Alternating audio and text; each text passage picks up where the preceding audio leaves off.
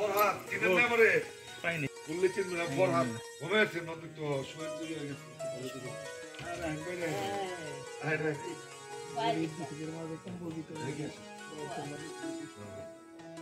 ওই কম্বল দিতে এটা বড় করতে ওই যারা পাড়াইছিলাম তোমরা ভালো আছে ভালো আছে তোমার ওষুধ টষুধ কি কোনো কিছু দরকার করলে আমার আপনি যেটা দরকার খবর পাঠিয়ে দেবেন শরীরটা তো মাশাআল্লাহ তোমার ফিট আছে একটু কষ্ট লাগে জানে থাকে না আল্লাহর রহম হাজির এটা ঠিক না কি কইতে আছে বাবা তোমরা যাইছাও এর জন্য আল্লাহ ভালোবাসো তারপর দুনিয়ার খেলা আল্লাহ বাঁচার বেঁচাতে খেলা আল্লাহ তুমি বাঁচা রাখো হাত দ্বারা ভালো মুসিবত আল্লাহ যে নিয়ত করে এই নিয়ত আল্লাহ পুরা করো আমিন আমিন আমরা সঙ্গে রাখতে আল্লাহ আল্লাহ মাফ করো আল্লাহ মাফ করো 105 বছর আল্লাহ নেখায় দান আল্লাহ নেখায় দান কম্বল লাগবো আসো আগে আসো কয়জনই নে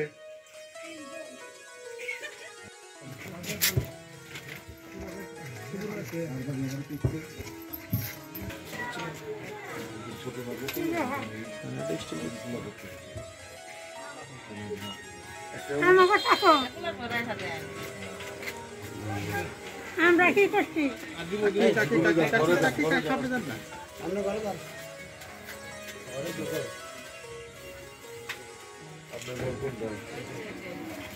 আপনার অনেক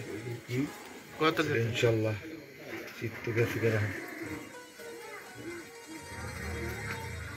থাকেন ঠিক আছে বাবা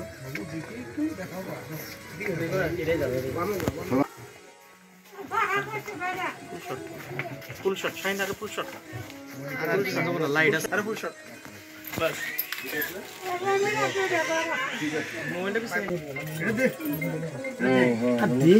এই কম্বল দিতে দিছি এইটাই তোমরা সবাই মিলে করতে হবে আমি বড় কম্বল তোমার সেটা তুই শুধু তোমার গহনা বড় তোমাদের গহনা কি হাজার টাকা ঠিক আছে ভালো থাকো এটা কি ঠিক আছে আমি 2 টাকা রাখো বাবা ভাই ভাই এইদিকে ভাই এইদিকে ভাই এইদিকে কাছে একটু বাইরে না একটু বাইরে তো অনেক দামি কম্বল বুঝছো শীত চাদরের মতো নিগড়ে দাও টাকা দিব আমার বোন তো তোকে ডাকতেই ভাই পারে ফেসটাই দেই সব করে দাও আল্লাহ ভরসা একটু দাও ঘুরে ঘুরে রাত্রি এখন রাত্রি 11টা বাজে এটাকে আসলে কিভাবে দেখতেছেন আপনারা কি মনে হচ্ছে আমরা এই যে আসতেছে খুব ভালো মনে হইতাছে আমরা আগে থেকে খুব ভালো চিনি খুব ভালো মনে করেন যে এই যে বাসায় এসে দিয়া গেল আমরা খুব খুশি আর একটা প্রশ্ন জিজ্ঞাসা করি যে এইবারই শুধু ফরাদ ইকবাল কম্বল দিচ্ছে আর আগেও কি আপনাদের খোঁজ খবর নিছে সব সময় নিছে হ্যাঁ জি নিছে বহুত খুশি কম্বলটা কই আপনার রেখে থাকছে এই যে ফরাদ ইকবাল যে রাত্রি বেলায় যে ঘুরে ঘুরে কম্বল দিতেছে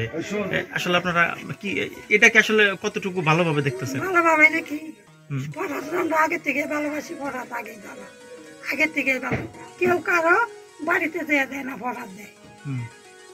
যেটা সত্য কথা সেটাই বলবো গরিব থাকতে পারে মিথ্যা কথা বলবো এই যে রাত্রি বেলা যে আসতেছে আপনারা খুশি খুশি খুব খুশি ফরাদ ইকবাল আজকে না এর আগে অনেক কিছুতেই আমাদের হেল্প করছে আমার প্রতিবেশী হিসাবে আমরা ওনাকে অনেক ভালোবাসি না আলহামদুলিল্লাহ অনেক ভালো খারাপ দেখতেছি না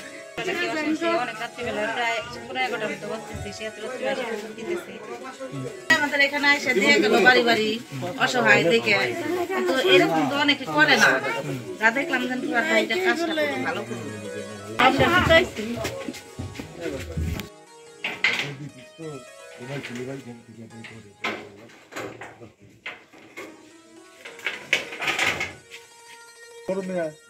ছোট মেয়েদের কদিন আমার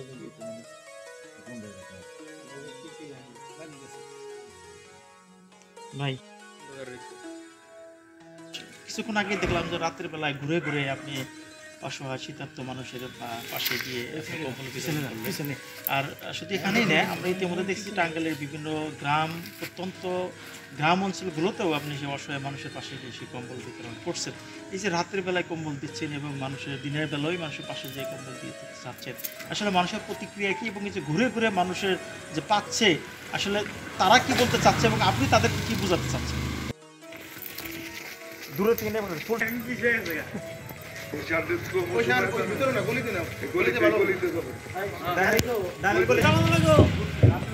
হ্যালো ভাই, ভাই আমি চিনি, আমি চিনি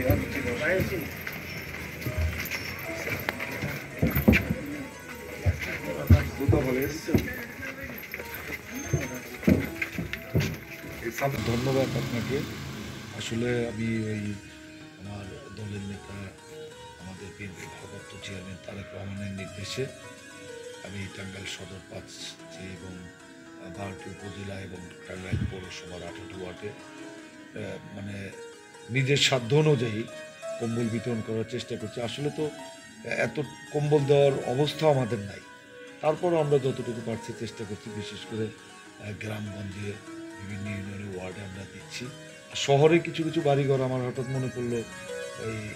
এই এলাকায় দেখলাম যে অনেক মানুষ কম্বল পায় নাই এবং তারা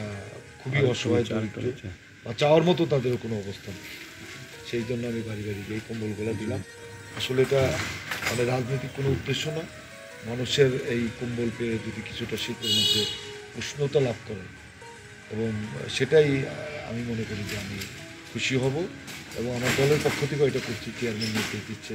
এই জন্য এই কাজগুলো করে দিচ্ছে। এই যে রাতের বেলা যে মানুষের কাছে যাচ্ছেন আপনার কম্বল পাওয়ার পর তাদের কি প্রতিক্রিয়া, মানে তারা আপনাকে পেয়ে কতটুকু তারা খুশি, আপনার কাছে কি মনে হয়েছে? মানে অষ্টনিষ্ঠ অবাক হয়ে যাচ্ছে যে রাতের বেলায় ফরাদ ভাই আসছে, যারা কল্পনা করে নাই যে দিনের বেলায় আসে না, রাতের বেলায় এই লোক কোত্থেকে আসলো। তারা প্রথমে একটু আতঙ্ক হয়েছে, ভয়ও পাইছে যে আসলে যে আসছে সেটা কি ফরাদ ইকবাল না অন্য কেউ। আবার গলার স্বর শুনে মনে হয় যে সেই যে দেখ পরে একটা মানে তারা একটু অবাকই হয়েছে এবং খুশি হয়েছে। ঘুম থেকে ওইটা তারা নিছে, আমারও ভালো লাগছে, আবার মাঝে মধ্যে খারাপ লাগছে যে ঘুম থেকে ওঠানো ঠিক হলো কিনা। যাক, সর্বোপরি আল্লাহর রহমতে ভালো হয়েছে, তারা খুশি হয়েছে, আমি মনের দিক থেকে তৃপ্তি পাচ্ছি আর কি। চেয়ারম্যান আমাকে অনেক ভালো জানে, আমি কাজ করছি, সব চেয়ারম্যান আমার জানে যে তারেক রহমান জানে যে আমি কী করছি। আর এখানে আসলে আমি সদরের ছেলে, আমি মনে করি যে এখানে আমার নিজস্ব একটা চর এলাকা আছে, বেতলা শহরের একটা অবস্থান আছে। জনগণের তরফ থেকেই এবং ছাত্র জনগণ সকলেই আমাকে বহুদিন ধরে অনুরোধ করছে যে আপনি ক্যান্ডিডেট হন, আপনি প্রচার চালান। এই জন্য আমি ক্যান্ডিডেট হতে আগ্রহী হয়েছি এবং 20 বছর যাবতই আমি সদরে কাজ করছি। তখন কোনো ক্যান্ডিডেট ছিলাম না, এই ছিলাম, কাজ করছি, মানুষের দাঁড়ে দাঁড়ে গেছি, ইয়ং যুবকদের খেলাধুলার বিভিন্ন বিষয়ে তারা মাদকাসক্ত না হয়, খেলাধুলার সরঞ্জাম বা বিভিন্ন খেলাধুলার উৎসাহিত করা। বা আমি করোনার সময়ও আমার চেয়ারম্যান তারেক রহমানের নির্দেশে, খালেদা জিয়ার নির্দেশে, আমি করোনার মধ্যে যখন কেউ বের হতে পারে না তখন আমি প্রত্যেকটা জায়গায় গিয়েছি, এবং বন্যার মধ্যে, অর্থাৎ দুর্যোগ, বন্যা, করোনা সব কিছু দলের নির্দেশে আমি কাজ করেছি। এই জন্য জনগণের পক্ষ থেকে একটা কাজ মানে একটা রব উঠেছে, আপনার ইলেকশন করতে হবে, সেই অনুযায়ী জনগণের ইচ্ছা অনুযায়ী আমি আসলে প্রার্থী হয়েছি। আমি মনে করি ইনশাল্লাহ দল আমাকে মনোনয়ন দেবে এবং দলের প্রতি আমি আশাবাদী, হাইকমান্ডের প্রতি আস্থাশীল যে তারা অবশ্যই এই সদর আসনটা পাওয়ার স্বার্থে তারা আমাকে বেছে নেবে। বাকিটা তো আল্লাহর ভরসা, ইনশাআল্লাহ।